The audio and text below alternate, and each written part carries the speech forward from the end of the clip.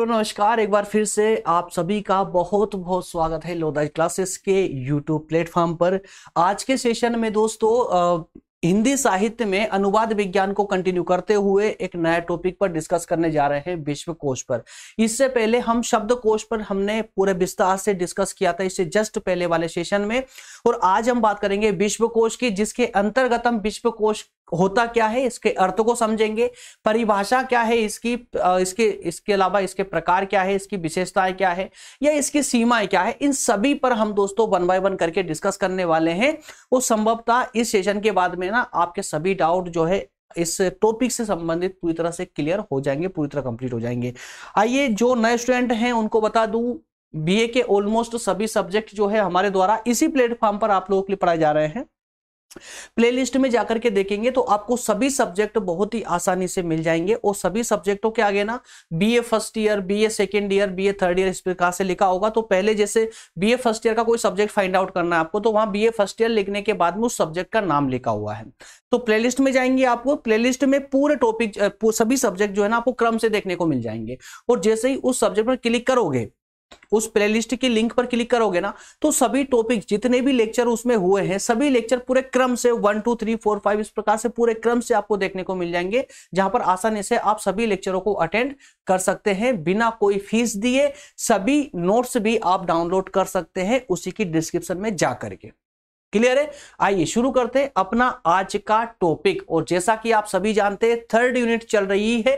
Third unit लगभग आज या कल के सेशन में कंप्लीट हो जाएगी। जैसा कि हमने अभी तक दोस्तों शब्दकोश और पारिभाषिक कोश इन दोनों पर डिस्कस कर चुके थे इससे जस्ट पहले वाले सेशन में। आज हम बात करेंगे विश्वकोश की। क्लियर है? विश्वकोश की, है ना। तो हालांकि मैंने देखा है पूरे सेशन में अगर शब्दकोश और विश्वकोश पर डिस्कस अच्छे से हो जाए और अगर आप इन दोनों को अच्छे से समझ लेते हैं तो बाकी कंटेंट पढ़ने की आवश्यकता, एक्चुअल में क्लास लेने की आवश्यकता नहीं है। इन जैसे थिनसोरस का एक कंटेंट है, इसके अलावा समाज और संस्कृति का अनुवाद के साथ में क्या संबंध है, ये अगर आप सामान्य सी धारणा है, अगर आप पढ़ के भी कंप्लीट करना चाहेंगे तो आसानी से हो जाएगा। तो इस पर देखेंगे, कल डिसाइड करेंगे। अगर आवश्यकता लगी तो मैं एक सेशन और लेकर के आ जाऊंगा जिसमें थिनसोरस और संस्कृति का अनुवाद के साथ में जो संबंध है उस पर डिस्कस कर लेंगे। और अगर आवश्यकता महसूस नहीं हुई तो फिर यूनिट 4 पर मूव करेंगे, इकाई 4 पर मूव करेंगे। क्लियर है ना? चलिए शुरू करते हैं अपना आज का सेशन। आज के सेशन की जो सारांश होगा वो क्या क्या होगा, अर्थात कि इन 5 बिंदुओं के माध्यम से हम आज का टॉपिक क्लियर करेंगे। सबसे पहले हम बात करेंगे विश्वकोश के अर्थ की। सबसे पहले जानेंगे कि विश्वकोश एक्चुअल में किसे कहते हैं, एक्चुअल में ये धारणा है क्या, है ना। उसके बाद में कुछ विद्वानों की परिभाषाएं देखेंगे, इसके बाद में इसके प्रकार देखेंगे। वो प्रकारों के अंतर्गत भी दोनों प्रकारों पर दृष्टि डालेंगे, सामान्य और विशिष्ट। 2 प्रकार होते हैं बेसिकली इसके, है ना। 2 प्रकार का शब्दकोश होता है। तो शब्दकोश में एक सामान्य शब्दकोश होता है और एक विशिष्ट शब्दकोश होता है। अब जिन स्टूडेंट्स ने इससे पहले वाला सेशन लिया होगा, लेक्चर लिया होगा ना, वो यहीं से समझ चुके होंगे कि सामान्य विश्वकोश में हम किस विश्वकोश की बात करने वाले हैं और विशिष्ट में किसकी बात करेंगे। क्यों? क्योंकि हूबहू इसी प्रकार का जो है हमने शब्दकोश में भी डिस्कस किया था, इसलिए। उसके बाद में इसकी विशेषताएं क्या है और इसकी सीमाएं क्या क्या, अर्थात कि इसकी कुछ आलोचनाओं को देखना है, इसकी कमियों को भी देखना है। ठीक है ना। तो 5 बिंदुओं पर वन बाय वन करके हम डिस्कस करेंगे। आइए सबसे पहले बात करते हैं व्याख्या की। सामान्य से तथ्यों के अंतर्गत इसकी व्याख्या को क्लियर करेंगे। उससे पहले इसका व्यवहारिक पक्ष सुन लीजिए, जिससे कि आपको एक सामान्य सी जानकारी इसके बारे में मिल जाए। देखिए दोस्तों, जब हमने कल का सेशन लिया था तो मैंने आपको क्या बताया था, शब्दकोश पर जब हम बात कर रहे थे तो मैंने बताया था कि यार एक डिक्शनरी होती है ना।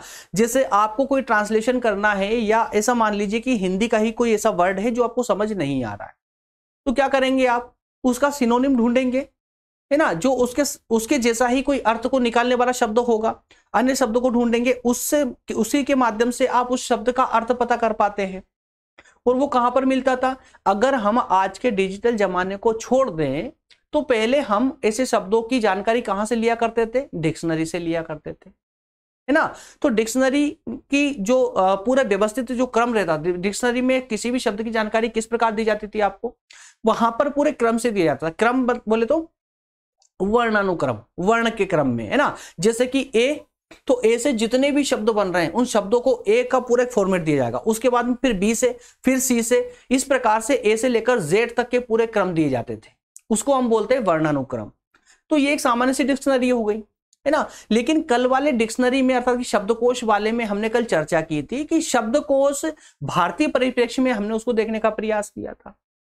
आज हम बात कर रहे हैं विश्वकोश की। किसकी? विश्वकोश की। तो ये विश्वकोश क्या है भैया? तो विश्वकोश भी और कुछ नहीं बल्कि डिक्शनरी है, लेकिन ये एक ऐसी डिक्शनरी है जहां पर विश्व के सभी क्षेत्रों का ज्ञान, सभी क्षेत्रों के सभी शाखाओं का ज्ञान जिस ग्रंथ में उपलब्ध हो जाए उसे ही हम जो है क्या कहेंगे? विश्वकोश कहेंगे।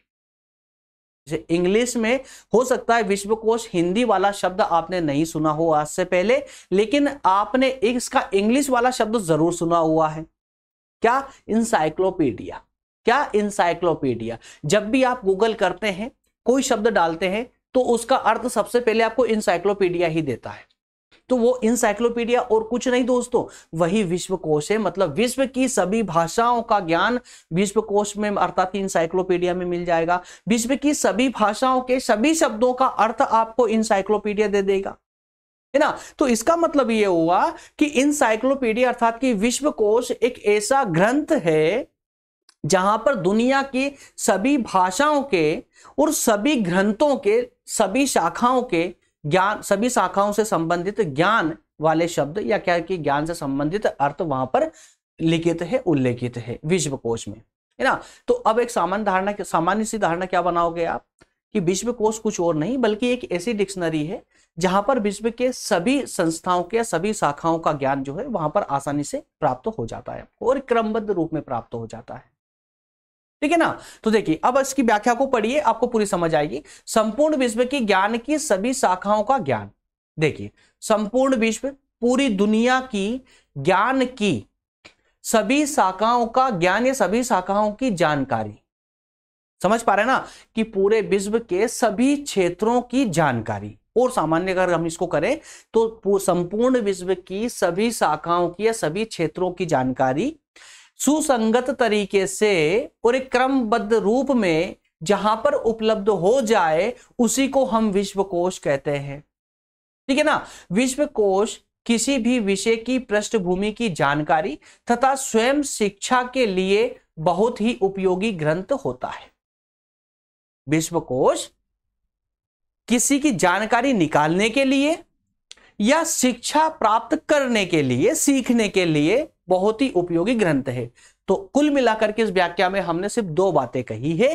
पहले में हमने सटीक रूप से यह समझा दिया है कि विश्वकोश होता क्या है ना, कि क्या कहा उसमें कि विश्व की सभी शाखाओं की जानकारी सुसंगत तरीका और क्रमबद्ध रूप से जहां पर प्राप्त होती हो उसी को हम विश्वकोश कहेंगे। दूसरे में हमने कह दिया कि किसी भी विषय के से संबंधित जानकारी को जुटाने के लिए या शिक्षा के लिए इस प्रकार का ग्रंथ या विश्वकोश जो है बहुत ही उपयोगी ग्रंथ होता है। दैट्स ऑल, इसमें आपकी व्याख्या कंप्लीट हो जाती है। आगे बात करते हैं इसके अर्थ की। तो इसका अर्थ क्या होगा? तो दोस्तों अर्थ के परिप्रेक्ष्य में सबसे पहले हम इसके शाब्दिक अर्थ पर चलते हैं। सबसे पहले इसका शाब्दिक अर्थ समझते हैं, है ना। शाब्दिक अर्थ एकदम सिंपल है, इसकी लिखावट पर मत जाइए, देखने में थोड़ा सा डिफिकल्ट, एकदम सिंपल है। क्या कहना है आपको? विश्वकोश कुछ और नहीं बल्कि अंग्रेजी के इंसाइक्लोपीडिया का हिंदी रूपांतरण है। सबसे पहली बात तो अब यहां से ना, अब कल वाले लेक्चर पर चलिए। कल वाले लेक्चर में हमने देखा था शब्दकोश। शब्दकोश का संस्कृत साहित्य में शब्दकोश का पूरा अर्थ बताया गया था, है ना। और वहीं पर हिंदी साहित्य में भी उसका अर्थ बताया गया था, ठीक है ना। तो वहां पर हमने ये देखा था उसका अर्थ समझते वक्त, शाब्दिक अर्थ समझते वक्त, कि शब्दकोश जो है वो अंग्रेजी की किसी भाषा का ट्रांसलेशन नहीं था, डिक्शनरी का ट्रांसलेशन नहीं था। वहां पर डिक्शनरी का अर्थ कुछ और ही निकलता था, लेकिन भारतीय शब्द जो शब्दकोश था वो भारतीय शब्द था, जबकि विश्वकोश भारतीय शब्द नहीं है बल्कि विश्वकोश अंग्रेजी के इंसाइक्लोपीडिया का हिंदी रूपांतरण है। क्या इतनी बात समझ आई ना आप लोगों को? तो अब यहां पर एक डिफरेंस याद रखना आप, शब्दकोश और विश्वकोश में विशेष डिफरेंस।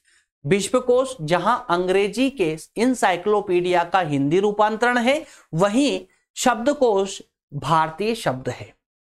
क्या है? भारतीय शब्द है। क्लियर है ना। आइए तो देखिए क्या कहा यहां पर कि विश्वकोश अंग्रेजी के इंसाइक्लोपीडिया का हिंदी रूपांतरण है, पहली बात। दूसरा है कि ये ग्रीक जो इंसाइक्लोपीडिया है ना, ये ग्रीक शब्दों से बना हुआ है। ग्रीक भाषा में दो शब्द है, कौन कौन से है? इंसाइक्लियस और एक है पेडिया। ठीक है ना। तो इंसाइक्लियस का अर्थ होता है परिधि, एक व्रत है ना, एक व्रत। ठीक है ना। तो इनसाइक्लियस का अर्थ क्या होता है? परिधि। मतलब ये समझिए यार कि इनसाइक्लियस, एक सेकेंड दोस्तों, एक सेकेंड, एक अर्जेंट कॉल है, उठाना ही पड़ेगा।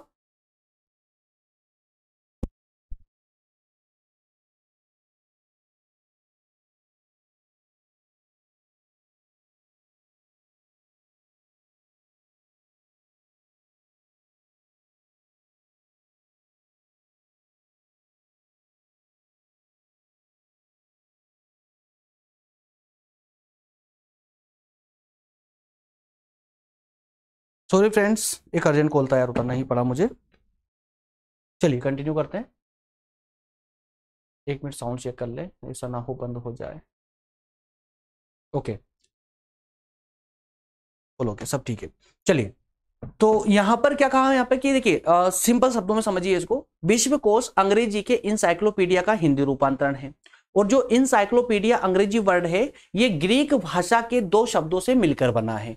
कौन से दो शब्द है? इंसाइक्लियस और पीडिया। ठीक है ना। और यहां पर इंसाइक्लियस का अर्थ होता है एक चक्र, एक परिधि, एक व्रत, है ना। वहीं पेडिया का अर्थ होता है ज्ञान। तो अब इन दोनों को शब्दों को जोड़ देंगे, इंसाइक्लियस और पीडिया को, दोनों शब्दों को जोड़ देंगे, इसका मतलब क्या हो जाएगा कि ज्ञान का एक व्रत या ज्ञान की एक परिधि, है ना। तो इंसाइक्लोपीडिया दोनों को आपस में जोड़ने के बाद में इसका अर्थ बन जाता है ज्ञान व्रत, है ना। ज्ञान की एक परिधि, ये ज्ञान व्रत, ये ज्ञान की एक संपूर्ण प्रणाली। क्लियर है ना। तो यहां पर अतः देखिए, ध्यान दीजिएगा, अतः ये एक ऐसा ज्ञान का भंडार है जिसमें सभी प्रकार के ज्ञान को प्राप्त किया जा सकता, सभी प्रकार के ज्ञान को प्राप्त किया जा सकता है। जैसे मैंने आपको प्रारंभ में बताया कि यार देखिए, इंसाइक्लोपीडिया एक ऐसी वेबसाइट है या एक ऐसा विश्वकोश है, एक ऐसा ग्रंथ है जहां पर आपको दुनिया के से संबंध सभी प्रकार की जानकारी आपको वहां मिल जाएगी, सभी प्रकार की जानकारी मिल जाएगी। कोई भी ऐसा शब्द वहां डाल दीजिए जिसका अर्थ तुम्हें पता नहीं है, फर्स्ट से इंसाइक्लोपीडिया खोलकर आपको दे देगा। कहीं नहीं जाना है, मोबाइल पर गूगल पर इसे डालेंगे तो इंसाइक्लोपीडिया की वेबसाइट सबसे ऊपर आ जाएगी। क्लियर है। चलिए अगर दूसरे शब्दों में, अब देखिए ये तो आपका शाब्दिक अर्थ हो गया, एक भावनात्मक अर्थ भी समझ लीजिए।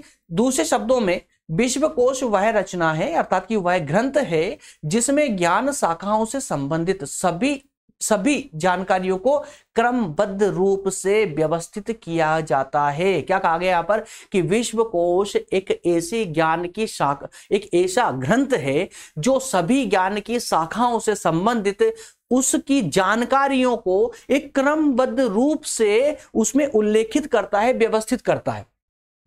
समझे? फिर से बता रहा हूं, विश्वकोश एक ऐसी किताब है, एक ऐसा ग्रंथ है जिसमें दुनिया की सभी शाखाओं से संबंधित जानकारियों को क्रमबद्ध रूप में ABCD इस प्रकार से क्रमबद्ध रूप में व्यवस्थित कर दिया जाता है। आगे देखिए, विश्वकोश में अनेक विद्वानों द्वारा रचित संपादित लेख भी सम्मिलित किए जाते हैं। विश्वकोश में, इंसाइक्लोपीडिया में, है ना, दुनिया के कई विद्वान भाग लेते हैं और अपने अपने मतानुसार उसमें उल्लेख कर देते हैं, व्यवस्थित करते हैं सभी के शब्दों के अर्थ को। ठीक है। जो संक्षिप्त होते हैं लेकिन अर्थ बहुत बड़ा निकलता है। संक्षिप्त और सारगर्भित होते हैं, पूर्ण प्रमाणिक और विश्वसनीय होते हैं। ऐसा नहीं है कि विश्वकोश में कोई भी विद्वान उठ करके आए और किसी ने भी अपने हिसाब से उसका अर्थ लिख दिया और चले गए, ऐसा नहीं होता दोस्तों। यहां पर विश्वकोश में ऐसा कहा गया है, इंसाइक्लोपीडिया में जो उसका अर्थ निकलता है ना, मैक्सिमम काफी स्तर पर जो है उसको विश्वसनीयता प्राप्त होती है, प्रमाणिक शब्द होते, प्रमाणिक अर्थ होता है उन शब्दों का। ठीक है ना। तो जो जानकारी आपको इंसाइक्लोपीडिया से मिलती है उसको एक तरह से आप विश्वसनीय कह सकते हैं। क्लियर है यहां तक का। परिभाषाओं की अगर हम बात करें तो दो परिभाषा मात्र आप लोगों के लिए है, इससे ज्यादा नहीं है। एक तो है आपकी ऑक्सफोर्ड इंग्लिश डिक्शनरी की और दूसरी परिभाषा है कार्ट साहब की। ठीक है ना। तो ऑक्सफोर्ड इंग्लिश डिक्शनरी का कहना क्या है? विश्वकोश के संबंध में, तो उन्होंने कहा है कि ज्ञान की सभी शाखाओं से संबंधित विस्तृत सूचना सामग्री युक्त वर्णानुक्रम में व्यवस्थित साहित्यिक कृति को विश्वकोश कहते हैं। अब शब्दों को पकड़ के उसका अर्थ निकालते हुए याद पढ़िए, अब यहीं पर याद हो जाएगा। देखिए फिर से रिपीट कर रहा हूं, ज्ञान की सभी शाखाओं से संबंधित, ज्ञान के सभी क्षेत्रों से संबंधित, चाहे वो धार्मिक क्षेत्र हो, राजनीतिक क्षेत्र हो, आर्थिक क्षेत्र हो, नैतिक क्षेत्र, कोई सा भी क्षेत्र इस दुनिया का, प्रत्येक क्षेत्र, और क्षेत्र में भी चाहे किसी भी देश का क्षेत्र हो, है ना। जैसे हम अगर समाज की बात कर रहे हैं तो चाहे आप भारतीय समाज की बात करें, चाहे आप जो है यूरोपीय समाज की बात करें, कहीं की भी बात करेंगे तो आपको प्रत्येक बात की जानकारी आपको वहां पर मिल जाएगी। इसीलिए यहां पर क्या कहा कि ज्ञान की सभी शाखाओं से संबंधित, है ना, विस्तृत सूचना, पूरे विस्तार से सूचना सामग्री, विस्तृत जो सामग्री आपको विस्तार से उसकी सूचना दे दे, जानकारी दे दे, ऐसी सामग्री का वर्णानुक्रम में व्यवस्था की गई है।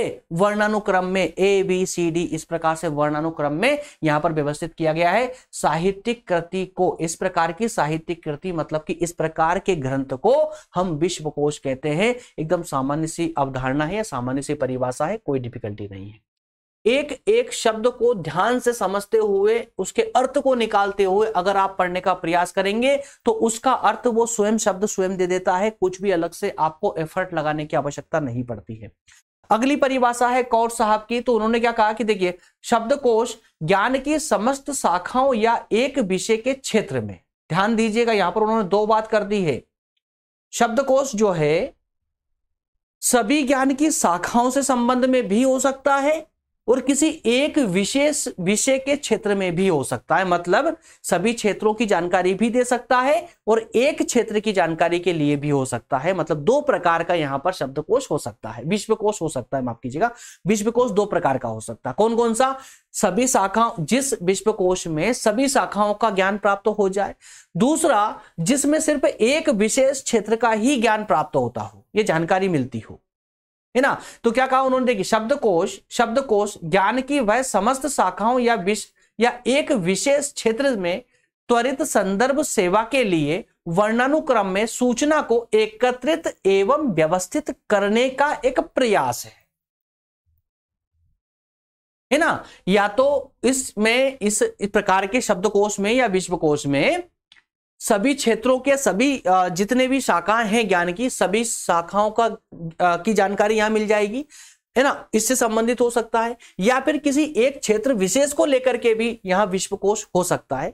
और ऐसे दो प्रकार जो बताए गए हैं यहां पर कोर्ट साहब ने, उन दोनों प्रकारों पर हम आगे डिस्कस करने वाले हैं। तो आइए बढ़ते हैं आगे और बात करते हैं विश्वकोश के प्रकारों की। जैसा मैंने प्रारंभ में बता दिया था कि दो विशेष प्रकारों पर ही हम चर्चा करेंगे, क्योंकि विश्वकोश दो प्रकार के होते हैं। सामान्य रूप से अगर आप समझे तो एक सामान्य होता है और एक विशिष्ट होता है। सामान्य मतलब कौन सा?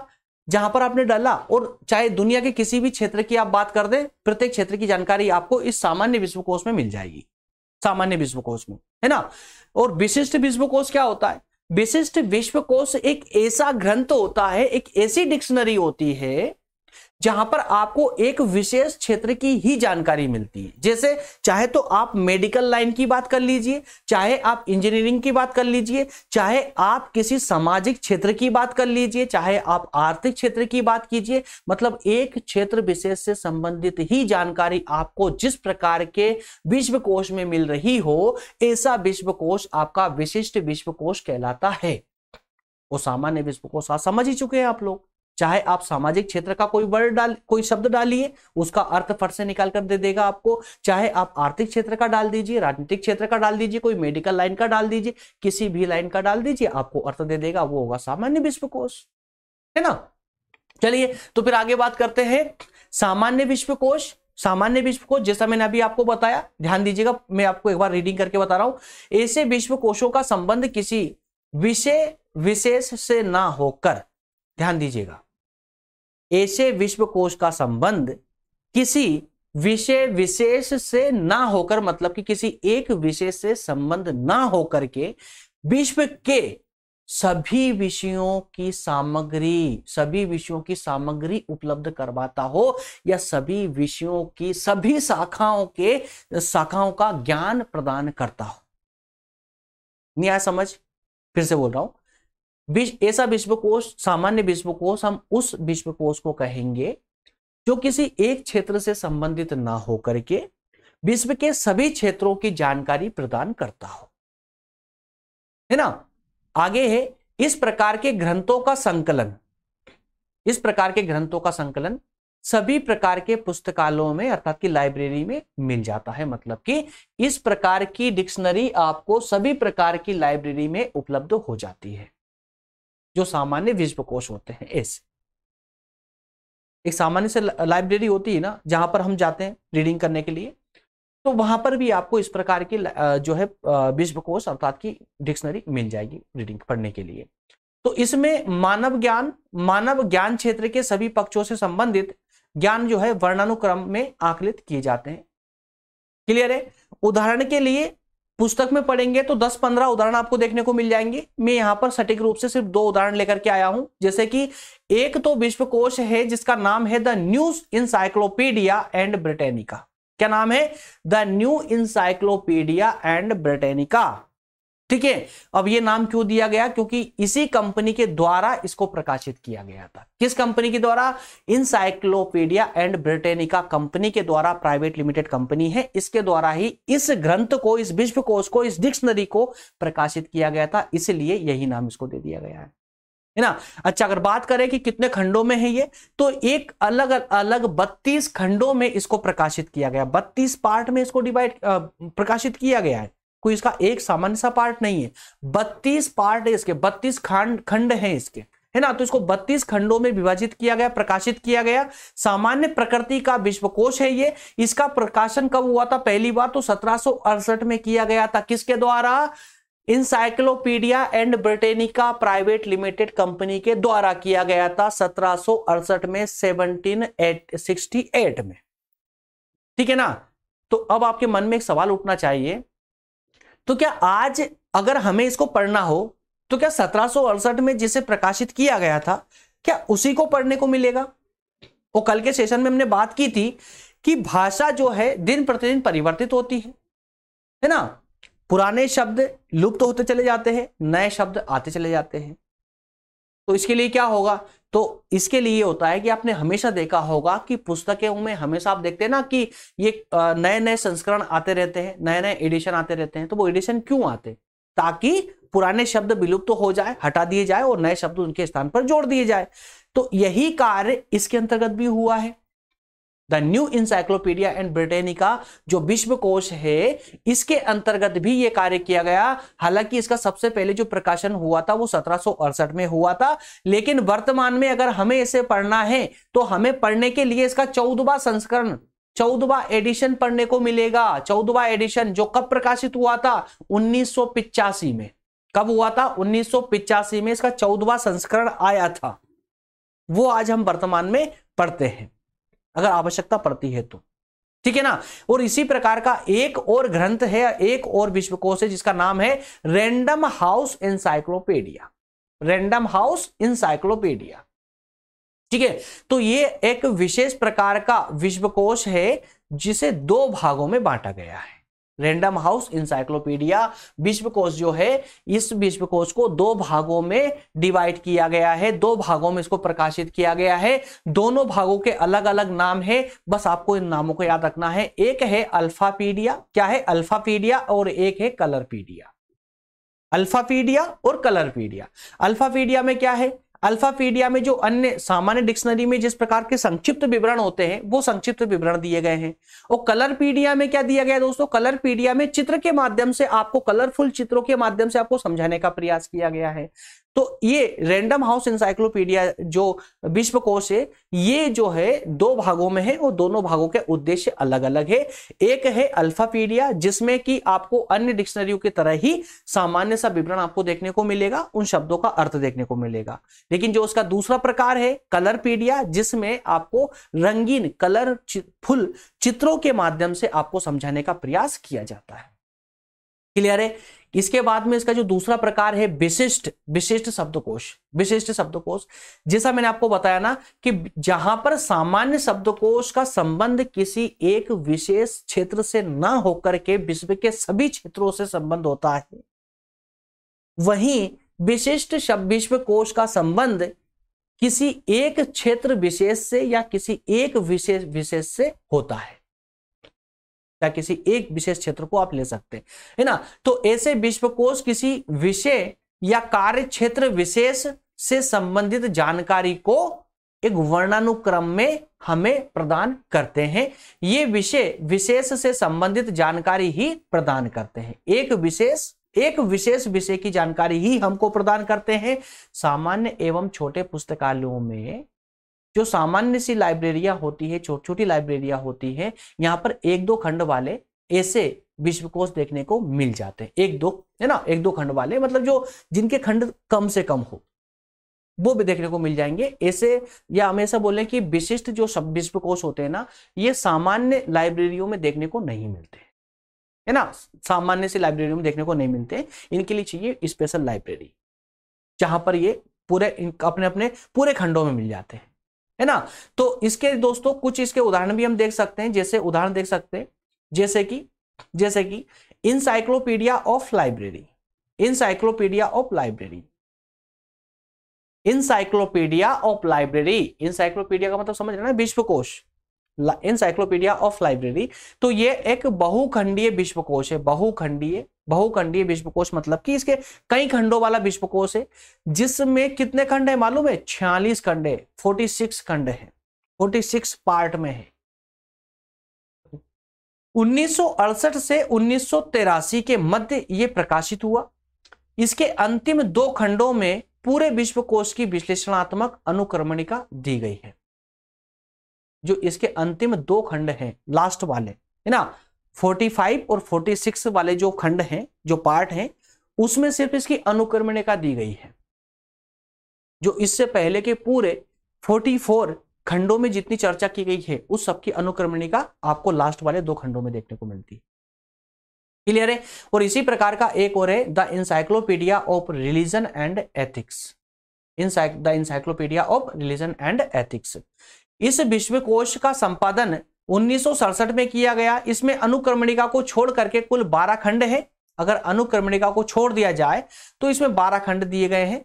इसमें विश्व के समस्त धर्मों की उत्पत्ति, विकास, धार्मिक आस्था, रीति रिवाज, या कहें कि धर्म से संबंधित जितनी भी आस्थाएं होती, जितने भी इसके रूल्स एंड रेगुलेशन वगैरह होते हैं, धर्म के संबंध में जितने भी रीति रिवाज हैं, उन सबसे संबंधित जानकारी जो है इस the encyclopedia of religion and ethics में दी गई है। और जिसका कि नाम ही लिया गया ना, रिलीजन एंड एथिक्स।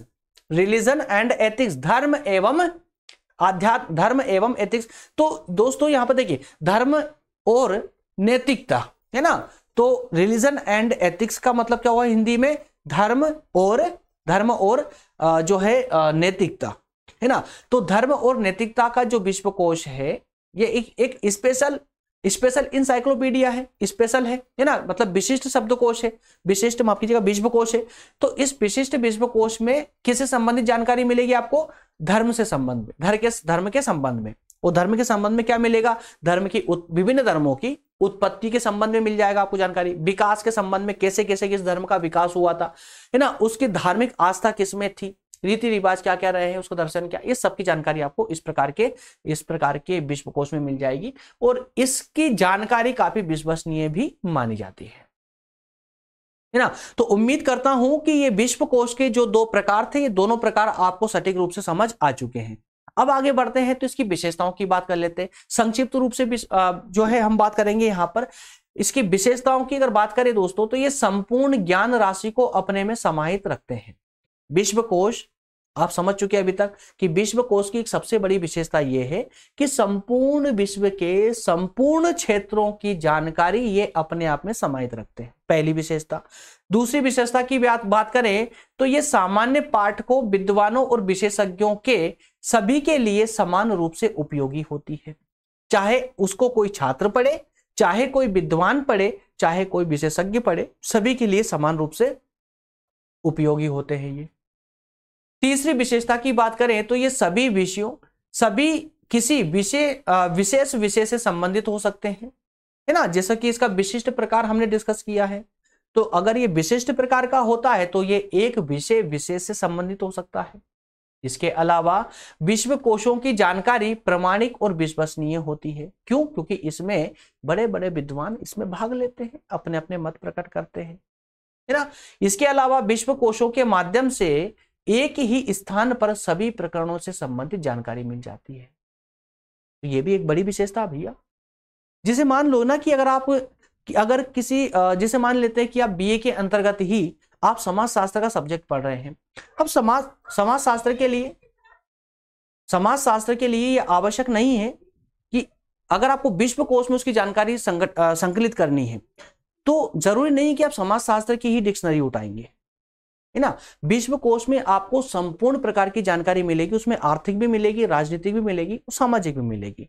तो अलग अलग क्षेत्रों के लिए अलग अलग पुस्तकों को पढ़ने की आवश्यकता नहीं होती है। इसलिए कहा गया है कि सभी प्रकरणों से संबंधित जानकारी आप एक ही स्थान अर्थात कि एक ही ग्रंथ से प्राप्त कर सकते हैं। क्लियर है? इसके अलावा इसमें दी गई जानकारी संपूर्ण होती है और संक्षिप्त होती है, मतलब गागर में सागर भरने का कार्य किया जाता है। इसके अलावा इसमें दी गई जानकारियां वर्णानुक्रम में होती है ताकि किसी को ढूंढने में समस्या ना आए, आसानी से उस तक पहुंच बन सके, आसानी से अपने शब्द तक पहुंच बनाई जा सके। क्लियर है? इसी प्रकार से दोस्तों सटीक रूप से, संक्षिप्त रूप से इसकी सीमाओं पर भी डिस्कस कर लेते हैं। सीमा मतलब कि इसकी कमियों पर जरूरी है, क्योंकि अभी तक हम सिर्फ विशेषताओं की बात की है। तो इस विश्व कोश की इंसाइक्लोपीडिया की कमियां क्या क्या है? तो कमियों के अंतर्गत ज्यादा बात तो नहीं कर पाएंगे, लेकिन कुछ बातें करें तो कई विश्व कोशों का झुकाव जो है किसी न किसी विचारधारा या देश की तरफ विशेष रूप से होता है। ये एक जो है इसकी सीमाएं पाई गई है, इसकी आलोचनात्मक रूप से हम इसको कह सकते हैं, इसकी कमी पाई गई है कि जिन विश्व कोश का निर्माण जिस राष्ट्र में हुआ हो तो संभवतः उसकी जो विचारधारा रही है ना, उस राष्ट्र की संस्कृति को लेकर के विशेष रूप से उस देश की संस्कृति की ओर झुकाव विशेष रूप से देखा गया है, उस विश्वकोश का या उस देश की ओर झुकाव देखा गया है। ये एक इसकी कमी है। दूसरी कमी की बात करें तो विश्वकोशों के आकार को देखते हुए संपादकों को कई लेखों को नए संस्करणों से हटाना या छोटा करना पड़ता है ताकि ये नए के लिए स्थान, है ना, बनाया जा सके।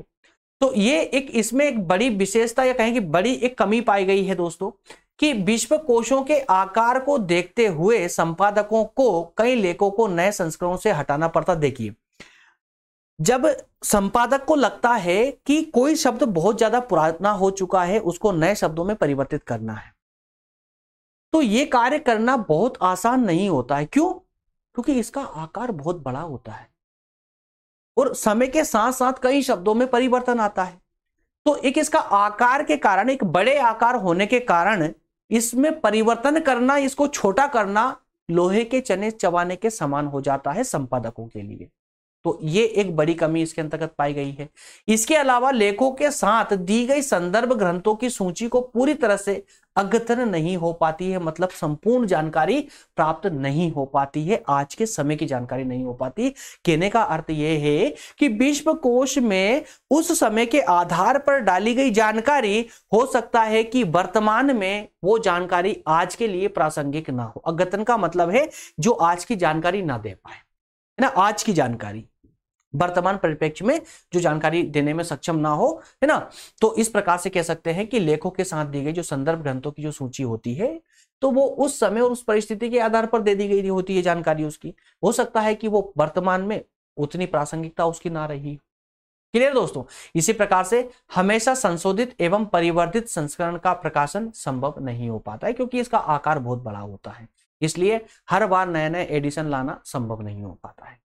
इसी प्रकार से हमारे पूरे संभवतः जितने भी बिंदुओं की हमने चर्चा की थी सभी पर हमारा डिस्कशन कंप्लीट हो चुका है। उम्मीद करता हूं आपको पूरा सेशन अच्छे से समझ आया होगा। नहीं आया हो तो कमेंट करके मुझे बता सकते हैं, बिल्कुल खुला हुआ कमेंट बॉक्स आप लोगों के लिए, ठीक है ना। नेक्स्ट सेशन में हम बात करेंगे, ये सब आप लोगों के ऊपर छोड़ा मैंने, और एक बार मैं भी डिस्कस देखूंगा, एनालाइज करूंगा इस पर कि संस्कृति और अनुवाद में संबंध वाला कंटेंट और थिसॉरस वाला कंटेंट अगर ठीक ठाक, अगर इजी हुआ, आसान हुआ, लगा ऐसा कि लेकर के आने की जरूरत नहीं है, तो मैं इसको स्किप करके और डायरेक्टली इकाई नंबर 4 पर पहुंच जाएंगे, है ना। इकाई 3 कंप्लीट हो जाएगी 2 ही सेशन के माध्यम से ही, ज्यादा डिस्कस करने की आवश्यकता नहीं है यहाँ पर। और लगा कि यहाँ पर कोई उलझन वाली बातें हैं इसमें, थिसोरस में तो बिल्कुल भी नहीं है। इसको एक बार पढ़ेंगे एक बार में समझ आ जाएगा।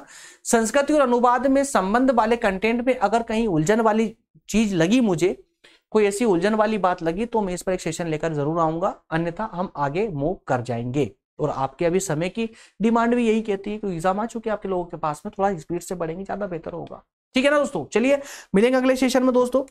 जो नए स्टूडेंट हैं उन सभी को बता दूं, फिर से बता दूं, आपके लोग जो है हमें व्हाट्सअप, टेलीग्राम वगैरह इन सब ग्रुप पर भी फॉलो कर सकते हैं, फॉलो करके अपनी स्टडी को और बेहतर कर सकते हैं। मिलेंगे अगले सेशन दोस्तों, तब तक आप सभी का धन्यवाद, थैंक यू।